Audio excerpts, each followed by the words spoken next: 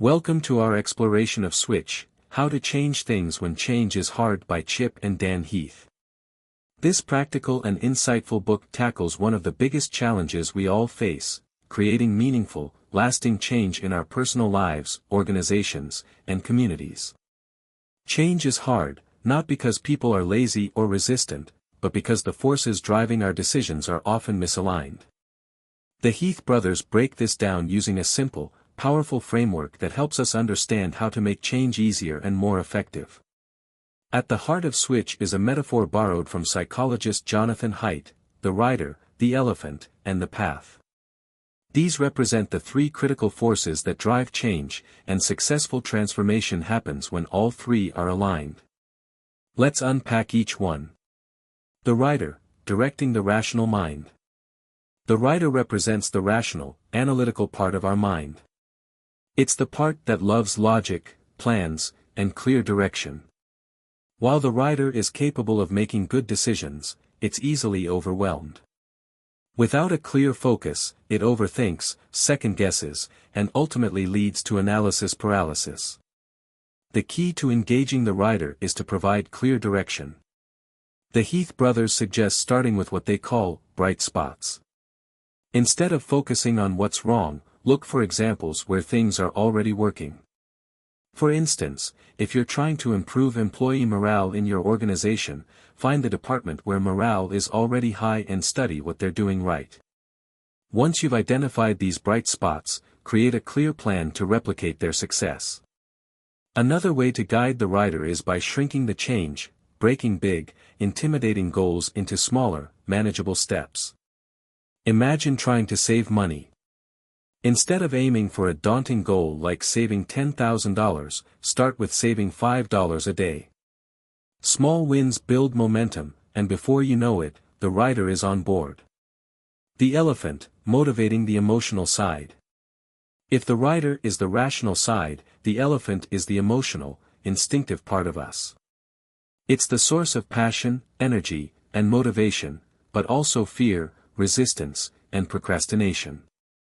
The elephant is much stronger than the rider, which means that if the two are at odds, the elephant will win every time. This is why knowing the right thing to do isn't enough. Change requires emotional engagement.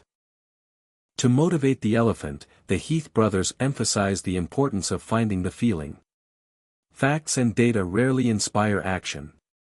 Instead, tell stories, paint vivid pictures, or create experiences that connect with people emotionally. For example, if you're trying to convince people to reduce waste, don't just show them charts about landfill statistics.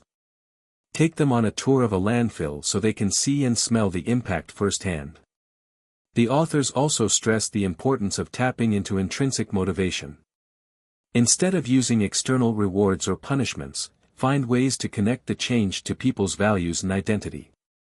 For instance, a program to improve children's reading skills succeeded not by emphasizing test scores but by framing the change as helping kids develop a lifelong love of reading, something teachers already cared deeply about. Finally, the elephant needs hope.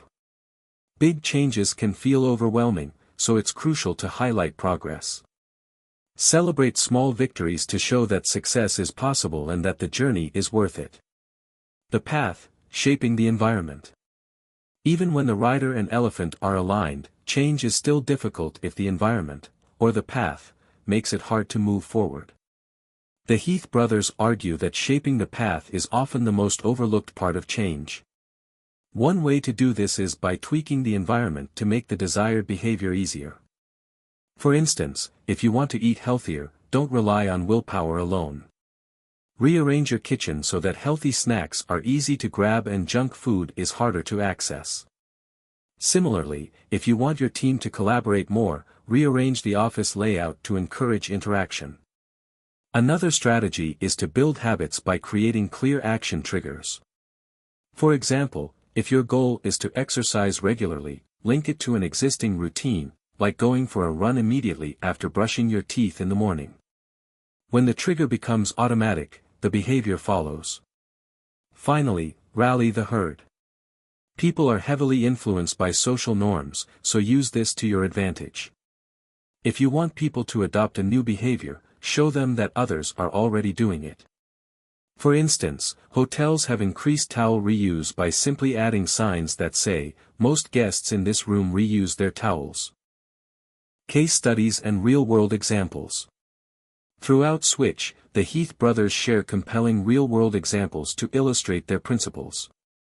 In one story, a government health worker in Vietnam helped reduce malnutrition in villages by focusing on bright spots, families where children were thriving despite limited resources. By studying these families, he discovered small but impactful behaviors, like feeding kids smaller meals more frequently and adding shrimp to their diet. Instead of launching a massive campaign, he scaled these behaviors to other families, achieving remarkable results. In another example, a company struggling with customer service turned things around by shaping the path. Instead of training employees on abstract principles, they created a checklist of specific actions for every customer interaction. This small change made it easier for employees to deliver excellent service consistently. These stories demonstrate that change doesn't have to be monumental or expensive. Often, small, strategic adjustments can lead to significant results. Practical takeaways. So, how can we apply the lessons of Switch to our own lives and organizations? 1. Direct the rider. Start by identifying bright spots, what's already working, and create a clear plan to replicate success. Shrink the change into manageable steps to prevent the rider from feeling overwhelmed. 2. Motivate the elephant. Connect with emotions by telling stories, creating experiences, and highlighting the why behind the change. Celebrate small wins to build momentum and keep the elephant engaged. 3. Shape the path. Tweak the environment to make the desired behavior easier. Build habits through action triggers, and use social proof to show that change is already happening. The Heath brothers emphasize that successful change requires addressing all three elements: rider, elephant, and path. Neglecting any one of them can lead to failure. Conclusion. Switch is more than just a book about change, it's a roadmap for transforming the way we approach challenges in every area of life. Whether you're trying to adopt a new habit, lead a team, or tackle a societal issue, this framework provides practical tools to make change stick. The key message is this: change doesn't happen because people are lazy or resistant. It happens when we align rational thinking, emotional motivation, and the environment to support the new behavior. With the right strategies, even the hardest changes become possible. If you found this summary helpful, don't forget to like, comment, and subscribe for more insights like this. Let us know in the comments how you're planning to apply the principles of Switch in your life. Thanks for watching, and see you in the next video.